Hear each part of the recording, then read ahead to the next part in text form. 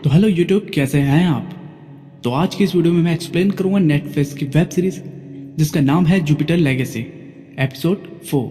दोस्तों, अगर आपने इससे पहले वाले एपिसोड नहीं देखे तो उसका लिंक मैं नीचे डिस्क्रिप्शन में दे दूंगा, आप चाहे तो उसे वहां जाके देख सकते हैं। तो एपिसोड की शुरुआत होती है जहां क्लोई एक नाइट क्लब में डांस कर रही होती है, जहां एक लड़का जिसका नाम निक होता है वो क्लोई से बात करने की कोशिश करता है।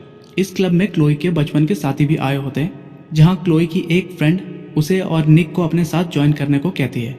यहाँ क्लोई की अपने बाकी के मेंबर्स के साथ हल्की फुल्की तू मैं होने लगती है, क्योंकि क्लोई अपने बचपन के दोस्तों की फ्यूनरल पर नहीं आई थी। बहस इतनी बढ़ जाती है कि क्लोई और सियारा के बीच में लड़ाई शुरू होने लगती है। पर यहाँ पर लड़ाई शुरू होने से पहले ही निक क्लब के टाइम को स्लो कर देता है और यहाँ पर पता चलता है कि निक के पास भी सुपर पावर्स होती है और फिर दोनों यहाँ से निकल जाते हैं। अब 1929 में शेल्डन अपने घर से कहीं दूर आ गया होता है, जहां रास्ते पर एक फैमिली मैन अपनी कार को ठीक कर रहा होता है। यहाँ पर उस आदमी को लगता है कि शायद शेल्डन उसे लूटने आ रहा है, पर बाद में पता चलता है कि शेल्डन तो बस अपने रास्ते जा रहा होता है। यहाँ शेल्डन उसकी कार को ठीक करने में उसकी मदद करता है, तो शेल्डन उन्हें वो ड्राइंग दिखाता है और उसके बारे में पूछता है, पर उन्हें उसके बारे में कुछ भी पता नहीं होता। लेकिन वो शेल्डन को अपने साथ कार में लिफ्ट देते हैं और उसे आगे एक शहर में छोड़ देते हैं। अब शेल्डन शहर में एक आदमी के टेलीफोन से जीन से बात करने लगता है और उससे माफ़ी मांगता है। अब बाहर एक छोटी सी बच्ची होती है जो शेल्डन के बने हुए विंडमिल की ड्राइंग को पहचान लेती है और फिर शेल्डन को वहां जाने का रास्ता भी बता देती है। प्रेजेंट टाइम में निक और क्लोई की बात हो रही होती है, जहां क्लोई निक से अपने दोस्तों के फ्यूनरल पर जाने के बारे में बात करती है। यहाँ पर निक क्लोई को बताता है कि उसने यूनियन ऑफ जस्टिस के लिए अप्लाई किया होता है और वो अब तक क्लोई का सिर्फ इस्तेमाल कर रहा था ताकि क्लोई अपने डैड से उसके लिए सिफारिश कर सके, जिससे वो यूनियन ऑफ जस्टिस में आसानी से ज्वाइन हो जाए। यहाँ क्लोई गुस्से में आकर निक को एक जोरदार घूंसा मारती है और सीधे बिल्डिंग के बाहर फेंक देती है, जिससे बिल्डिंग की वॉल डैमेज हो जाती है। इसके बाद क्लोई अपने फोटोशूट के लिए पहुंचती है, जहां वो ऑलरेडी लेट हो चुकी थी। वहां वो तैयार होकर अपना फोटोशूट करने लगती है। इसी दौरान वो बीच बीच में ड्रग्स भी ले रही होती है।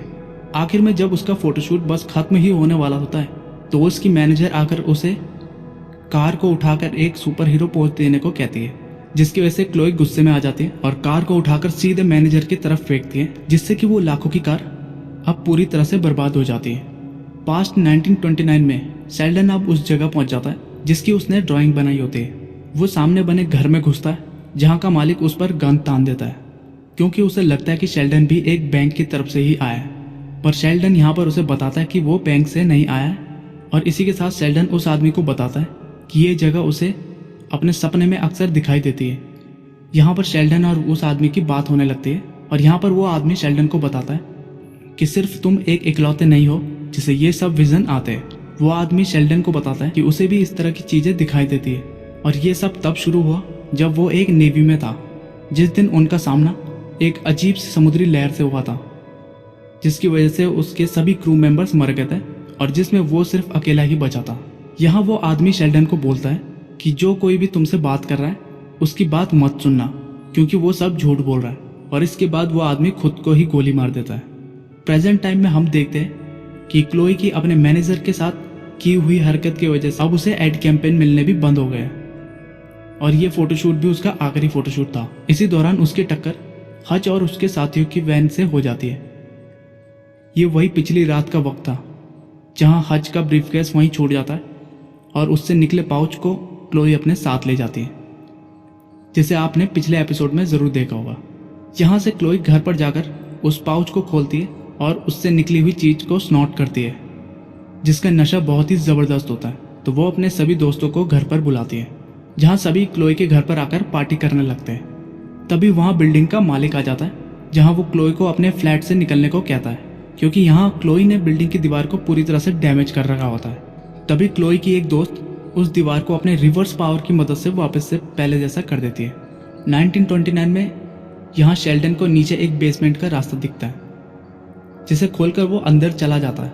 वहाँ अंदर उसे टेबल पर कुछ लाशें दिखाई देती है, जिसमें उसे अपने भाई वॉल्टर, अपने दोस्त जॉर्ज और बाकी के दोस्तों के चेहरे दिखाई देने लगते हैं। वहाँ टेबल पर शेल्डन को कुछ नंबर्स दिखाई देने लगते हैं, जो शायद उस आइलैंड का कोऑर्डिनेट हो सकता है, जिसको शेल्डन अपने विजन में अक्सर देखता है। आखिर में वॉल्टर वहां आ जाता है और यहाँ से शेल्डन उसके साथ घर चला जाता है। अब प्रेजेंट टाइम में क्लोई के ड्रग्स के ओवरडोज की वजह से वो अपने ही अपार्टमेंट में गिर जाती है, जहाँ वो ठीक से सांस भी नहीं ले पाती। पर तभी वहाँ पर हच आ जाता है और वो अपने पाउच को देखता है जिसे क्लोई और उसके दोस्त ने पूरी तरह से ख़त्म कर दिया होता है। और यहाँ पर चौथा एपिसोड ख़त्म होता है। तो दोस्तों, आपको जुपिटर लेगेसी का चौथा एपिसोड कैसा लगा ये कमेंट सेक्शन में कमेंट करके ज़रूर बताना। और अगर ये वीडियो पसंद आई हो तो एक लाइक तो बनता है बॉस।